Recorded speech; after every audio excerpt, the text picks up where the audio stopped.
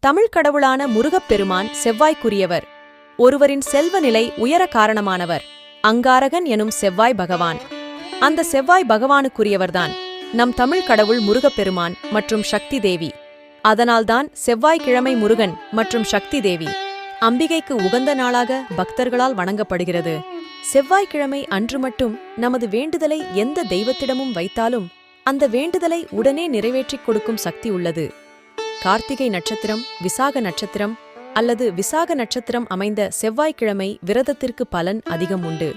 செவ்வாய்க்கிழமையில் பிறந்தவர்களுக்கு மறுபிறவி கிடையாது என்று புராணங்கள் கூறுகின்றன. செவ்வாய்க்கிழமைகளில் விரதம் இருந்து முருகப்பெருமானை வணங்கி துவங்கும் செயல்கள் வெற்றியடையும் என்பது நம்பிக்கை.